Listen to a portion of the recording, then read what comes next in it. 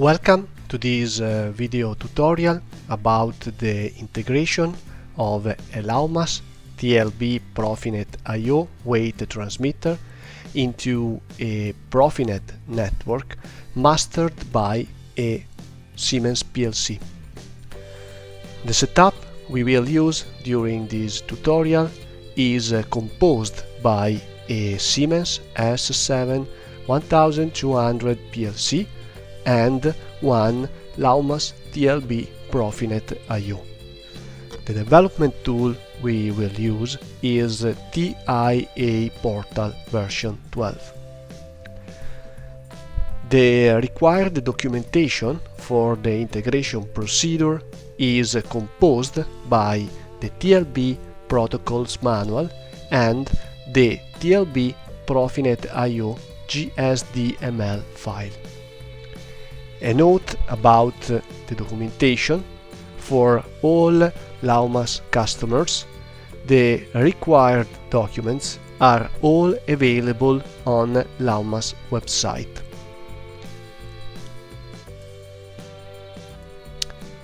We can now switch to the TiA Portal interface, where a project is already opened containing currently only one device, namely the PLC we will use as the network master. The first operation needed for the integration procedure is to import the GSDML file into the hardware catalog of our TiA Portal installation. In order to realize this operation, we have to access to the Options menu and select Install General Station Description file. Then we have to select the folder containing the GSDML file, select the file and click to install. Once the installation is completed, we can go back to the Devices and Networks view, from where we have the access to the hardware catalog, and we can surf among the folders of the catalog to identify the TLB object. The TLB is present into the catalog as LAUMAS REPNS version 2.0 object. In order to include it into the project, we have to select it and drag it into the Devices and Network views and connect the PLC with the device. Now, selecting the device and accessing to the Properties section, we are able to define two very important parameters for the correct functioning of our Profinet network. More in detail, we can set the IP address that will be assigned by the PLC to our TLB instrument during the network initialization, and we can set the device name. Device name is fundamental during the initialization of the network and during the management of the devices by the PLC.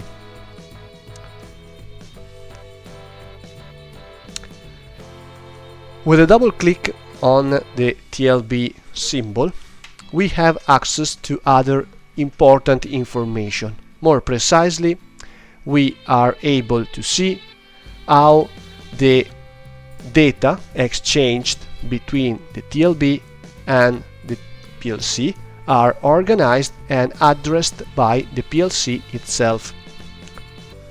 More precisely, here we see that a group of 8 bytes has been set into the output area corresponding to the data cyclically sent by the PLC to the device during the communication, and starting at the 256 address. In the same way, we see here a group of 18 bytes defined in the input area corresponding to the data that during the communication are cyclically received by the PLC, and this group starts at the address 256. Now we can exploit this information in order to define a set of useful tags that could be exploited, for example, during the PLC software development in order to properly manage the data exchanged with the TLB instrument. Another important set of information useful for the tags definition is contained into the protocols manual. Now we can open it and open the Profinet section. Here, after a set of preliminary information, we find these two tables that show how the data exchanged by the TLB on the Profinet network are organized. More precisely, in the output data we find all the values cyclically sent by the PLC, by the TLB instrument to the PLC, and in the second table we find the data cyclically received by the TLB instrument. Among the data transmitted, for example, we see that we have available the cross weight value, the net weight value, and so on. Okay, so we can add a tag table, rename it,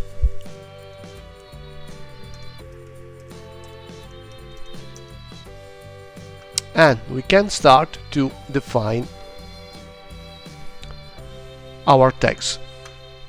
For example, we can define the gross weight tag.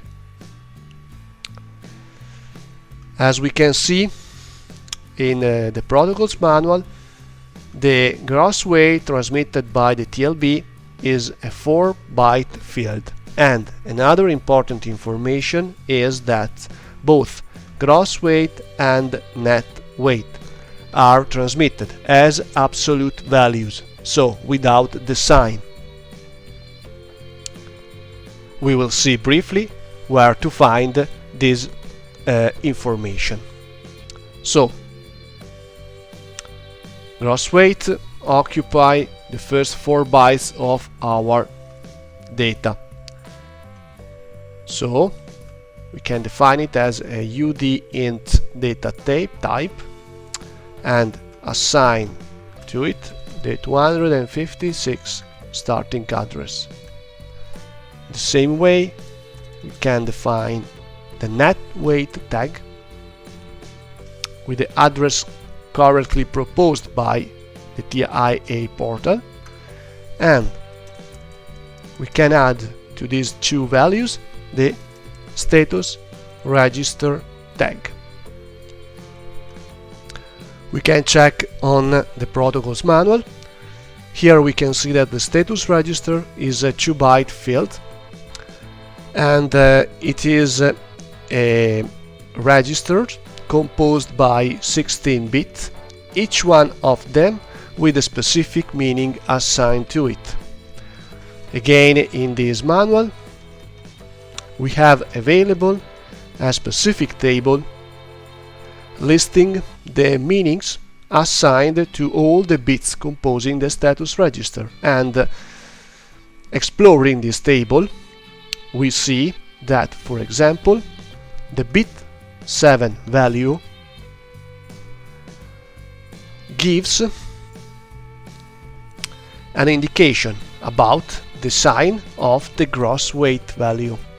More specifically, if during the communication we find a value for the status register corresponding to bit 7 equal 1, this means that the received gross weight is a negative weight value. In the address table, we see also that the status register bytes occupy positions 12 and 13 of this area. So we can define a status register tag as a word value, and the starting address is 268. The last tag we define is the command register. This field is a 2-byte field into the input data, and it is used to send to the instrument specific numeric command codes that allow to obtain the execution by the instrument of specific operations. Again, in our protocols manual, we have a specific table listing all the command codes defined for our TLB instrument. So we can go back here, define a command register tag. It is a 2-byte field, so we can define word as data type. But we have to change the address, switching to Q, corresponding to the PLC output data area, and we have to set the address, the starting address, to 256. Now we can exploit all these tags for test purposes, adding them to a specific watch table. We can define a new one,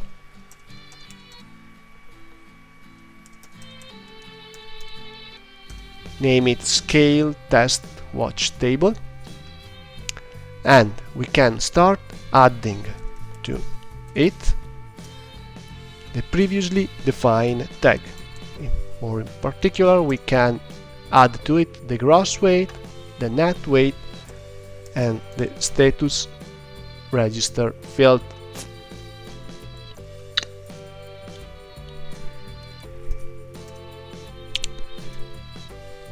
While we can verify if correctly the command register has been added to the force table. That allows to force a specific value in a field defined in the output data area of the PLC. Now we can save the project, and before going on, we can focus for a moment on the physical device.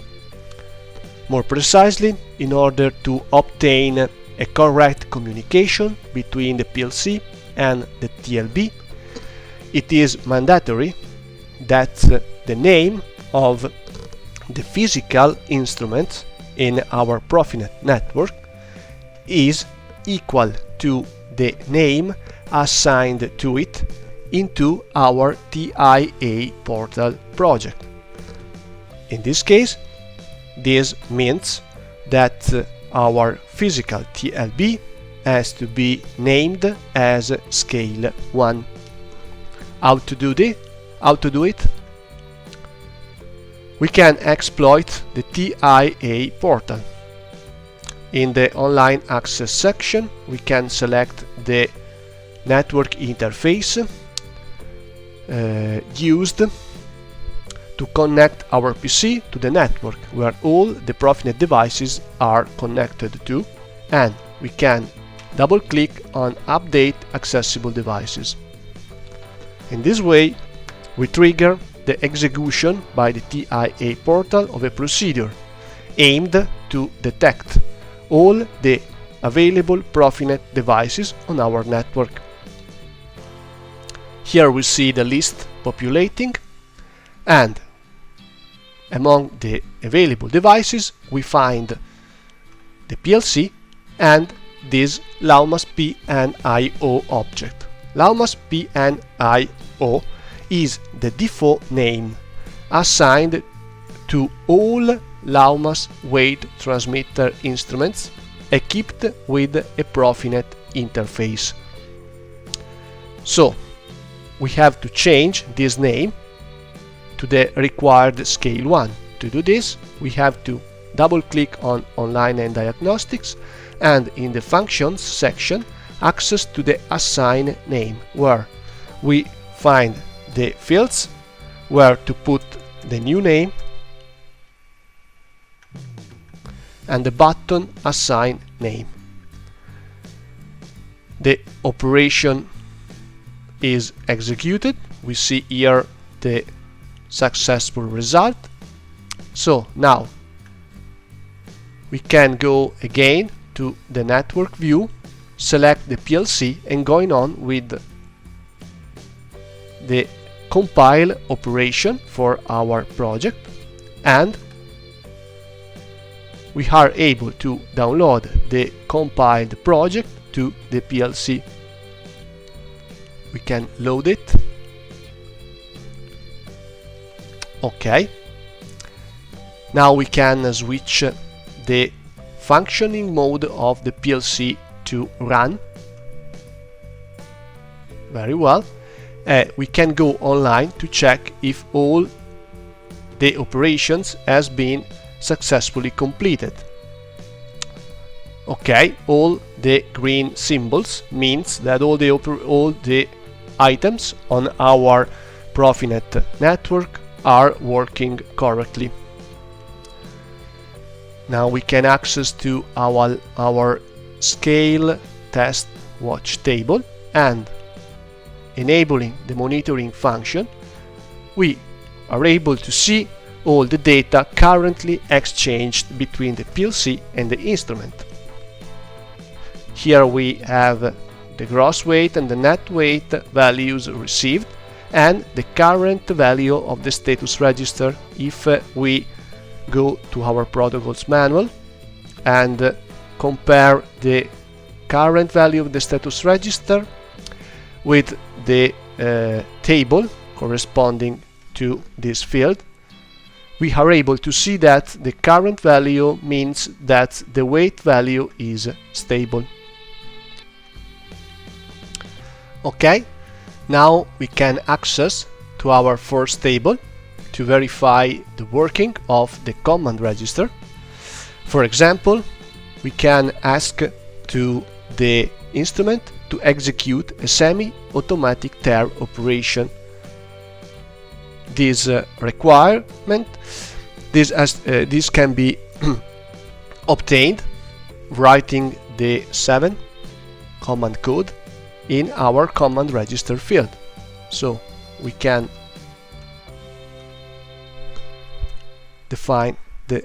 write the 7 value here, check here in force, and click on forcing value. Now we can stop the force, and we can go back to our scale test watch table. As we can see here, we obtained the zeroing of the net weight. This means that the semi-automatic TAR has been correctly executed. Also, the status register value is changed, because if we see on our table, we are able to see that the bit corresponding to a net display mode is to 1.